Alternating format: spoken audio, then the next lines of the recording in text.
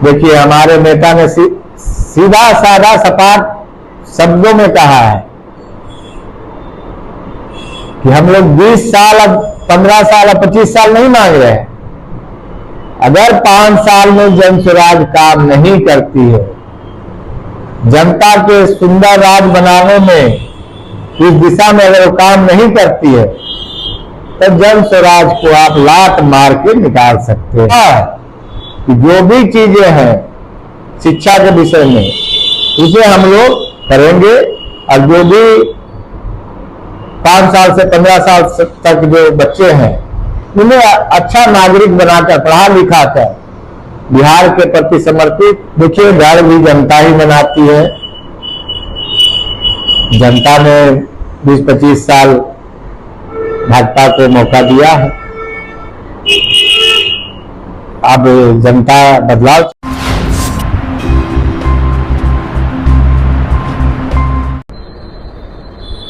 अमरजीत कुम्हार विधानसभा में सड़क, नाली और जल निकासी की स्थिति सुधारने के लिए आपका पहला कदम क्या होगा? आज जो स्थिति कुम्हार की है कि जहां बारिश होती है उसके बाद दशा दुर्दशा हो जाती है, तो इस विषय में जो हम लोग का पहला कदम रहेगा, हमने पहले भी बताया है कि जो सुव्यवस्थित ढंग से ड्रेनेज का काम। आज क्या होता है कि एक जगह आप नाली बना रहे हैं, दूसरे जगह फिर, मतलब आप निकास का माध्यम आपका सही नहीं है। जब तक आप नाली का निकास नहीं करेंगे, तब तक पानी आपके शहरों में जमेगा ही जमेगा। हम लोग पहले उसी विषय पर काम करेंगे, और जो भी है, जो भी सिस्टम बनेगा वो अच्छा बनेगा और जनता को इससे राहत मिलेगी। एक और सवाल, स्थानीय रेलवे स्टेशन, बस स्टैंड और पब्लिक ट्रांसपोर्ट को बेहतर बनाने में आप क्या करेंगे? आज आप देख लीजिए, आज बस स्टैंड की जो स्थिति है, वहां आप चले जाइए, एक बारिश में आप वहां जाने लायक नहीं रहिएगा। जो स्थिति वहां की हो जाती है, हम लोग तो शुरू से देखते आ रहे हैं। मीठापुर में भी वही दशा थी, आज बैरिया में जो बस स्टैंड गया उसकी भी वही दशा है। आप बस लगाने का व्यवस्था जो है आप तो बना दिए, लेकिन जो सिस्टम होना चाहिए था वो सिस्टम नहीं है। बेतरतीब तरीके से बसें भी लगती है, रोड भी जाम होता है। देखते हो कि रोड पर ही बस लगती है और वहां जो पानी भरा रहता है, इसके कारण पब्लिक को भी भारी परेशानी होती है। कुम्हार विधानसभा में विकास की गति मंद है, यदि आप विधायक बनते हैं तो आप क्या करेंगे? कोई भी आदमी यही चाहता है कि भाई जो आपको वोट देकर आपको जिताया है, आप उसके काम आ सके। उनकी जो आकांक्षाएं हैं उनको आप पूरा कीजिए। जो आपको उन्होंने दायित्व दिया है उसको पूरा कीजिए। जो आपका कर्तव्य है जनता के प्रति, उसको पूरा कीजिए। जो मौलिक अधिकार जनता की है, उसी के विषय में हम लोग काम करेंगे। कुम्हार विधानसभा में प्राचीन इतिहास रहा है, सभ्यताएं और आज भी जीवित है, लेकिन सरकार की उदासीनता के कारण आम लोग परिचित नहीं है। आप इसे किस रूप में देखते हैं? देखिए, किसी भी राज्य का जीडीपी में बहुत अच्छा योगदान जो होता है ना, वो पर्यटन का होता है। पर्यटन का मतलब होता है कि दूसरे देशों से लोग आएंगे आपके पास, दूसरे राज्यों से लोग आएंगे आपके पास, और जो यहां आएंगे, जाएंगे, रहेंगे, उसकी जो खर्च करेंगे उसमें सरकार को आमदनी होगी। पर्यटन आप देखते होंगे, हिमाचल देख लीजिए, जम्मू देख लीजिए, ये सब के पास कुछ नहीं है, लेकिन ये लोग पर्यटन के माध्यम से ही आज अपने जनता को अच्छा शासन दे रहे हैं। तो पर्यटन तो बहुत जरूरी है। आज हम लोग का पाटलिपुत्रा है, पुरानी पाटलिपुत्रा, जो हम लोग पहले, आज पटना जो है, पाटलिपुत्रा में आज ऐसी सारी चीजें हैं। पुरातत्व विभाग के द्वारा बहुत ज्यादा नहीं किया गया है। अगर इस पर काम किया जाए तो समझिए कि पाटलिपुत्रा आपका एक पर्यटन का महत्वपूर्ण स्थल हो सकता है। इस विषय में हम लोग काम करेंगे। बात की जाए रोजगार और आर्थिक विकास की, कुम्हरार में युवाओं को कैसे रोजगार का अवसर प्रदान करें? रोजगार का मतलब होता है कि आप कोई बिजनेस करते हैं। तो हम लोग की पार्टी जनसुराज पार्टी जो है, इसका पहला लक्ष्य है कि युवाओं को ऐसा सशक्त बना दिया जाए रोजगार के मामले में कि वो किसी के पर आश्रित नहीं है, वो दूसरे को जो भी दूसरे के काम आ सके, अपने काम तो आए ही प्लस दूसरे के लिए भी एक मिसाल बने, आगे उसकी प्रेरणा लेकर लोग रोजगार करना सीखें। हम लोग का है, इस पर हम लोग करेंगे भी। छोटे व्यापारियों और स्थानीय उद्योगों को प्रोत्साहन देने के लिए आपकी क्या स्कीम है? आज की स्थिति आप चले जाइए, किसी भी मंडी में चले जाइए, सबसे ज्यादा बड़ा मंडी तो कपड़ा का ही होता है। आप उन व्यापारियों के चेहरे को देख लीजिए, कोई खुश नहीं है। कारण बहुत सारी है। तो हम लोग चाहेंगे कि अगर आपके बिहार में पैसा आएगा तो सब जगह बटेगा।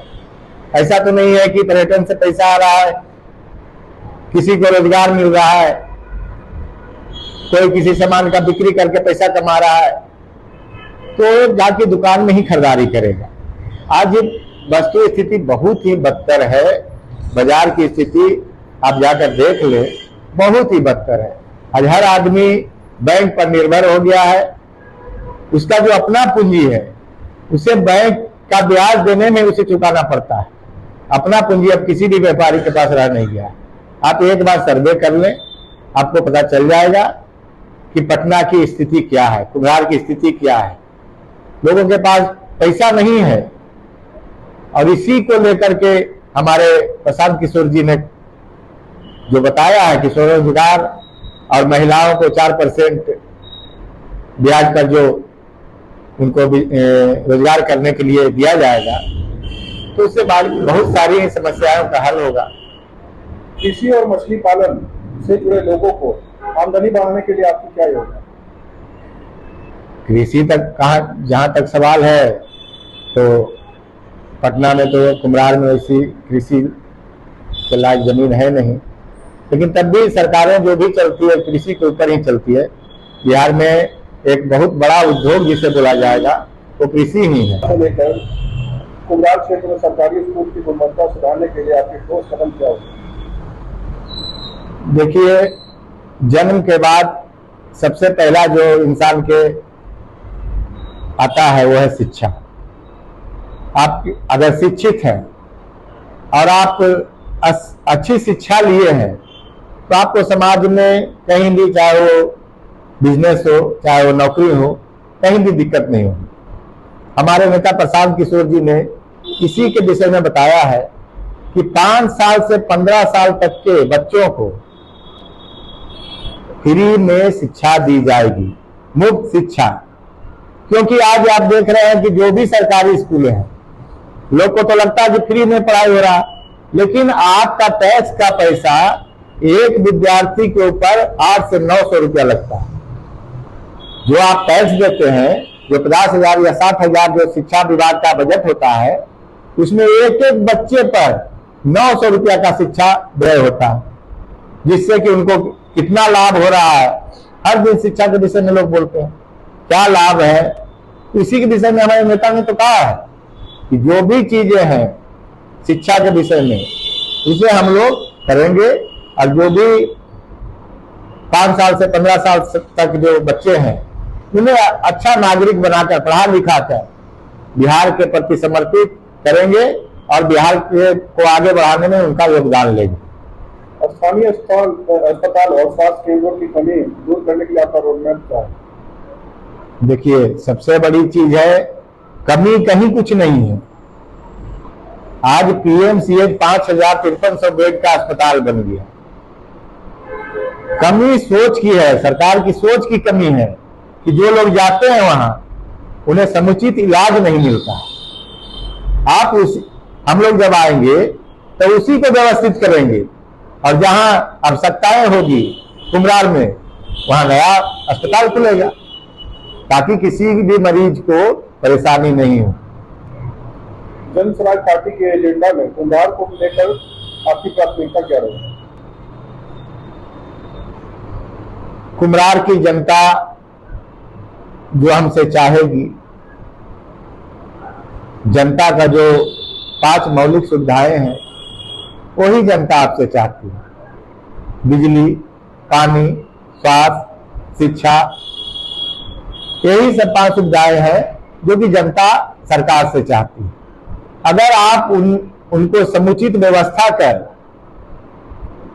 देंगे तो उससे ज्यादा जनता आपसे नहीं मांगती। आप किस तरह से अपने कुम्हार में पार्टी को जन भागीदारी मॉडल से जोड़ेंगे? देखिए, हम लोग की पार्टी जन स्वराज जो है ये किसी नेता की पार्टी नहीं है, इसमें कोई सुप्रीमो नहीं है। ये 1 करोड़ जनता के द्वारा बनाया हुआ ये एक जन स्वराज पार्टी है। ये कोई नेता का सुप्रीमो को तो है नहीं। आज हमारे नेता जन स्वराज के जो सूत्रधार है प्रशांत किशोर जी, उन्होंने तो कभी नहीं कहा कि मैं नेता हूं। वो तो बोले कि अगर बिहार की जनता को दुख दर्द है, अगर हमसे हो सकेगा जितना उतना मैं करूंगा। जन स्वराज पार्टी के स्तर पर आपके विधानसभा क्षेत्र में अब तक क्या काम हुआ? अभी तो हम लोग की पार्टी हम लोगों को जो काम दी है, पार्टी का काम होता है जनता के घर घर तक जाना, अपनी पार्टी का प्रचार प्रसार करना, सभाएं करना, बैठकें करना। आज जो हर जनसुराजी जो भी है वो अपने काम में लगा हुआ है। हम लोग वही काम कर रहे हैं कि जन जन को जगाना है और जन स्वराज को लाना है। कुम्हार में चुनाव अगर आप जीत जाते हैं, उसके बाद आपके 5 बड़ी काम जो आप करेंगे उसके बारे में बताएं। मैंने तो बता ही दिया, जनता की 5 मौलिक जो अधिकार है बस उसी पर काम करेंगे। और जो हम लोग का 5 जो हमारे सूत्रधार प्रशांत किशोर जी ने कहा है उस पर काम करेंगे। कुम्हार विधानसभा तो भाजपा का गढ़ माना जाता है शुरू से, इसको आप कैसे देखते हैं? देखिए, गढ़ भी जनता ही बनाती है। जनता ने 20-25 साल भाजपा को मौका दिया है। अब जनता बदलाव चाहती है। भाई जनता ही को न करना है, जनता किसको लाना है, किसको बदलना है, ये काम जनता का है। ये काम तो कोई नेता करेगा नहीं। हम लोग तो समझा ही सकते हैं, हम लोग तो आईना दिखा सकते हैं कि भाई ये जो समस्या है इनका निदान 20 साल में नहीं हुआ है। हम लोग तो यही कर सकते हैं ना। काम तो वोट देना काम तो जनता का है, बदलाव लाना जनता का है। आपके नेता प्रशांत किशोर केजरीवाल स्टाइल में राजनीति कर रहे हैं, लेकिन क्या आपको लगता है ऐसे एक दूसरे पर आरोप लगाने वाली राजनीति सही है? इससे जनता को क्या फायदा है? देखिए, जनता को सच दिखाना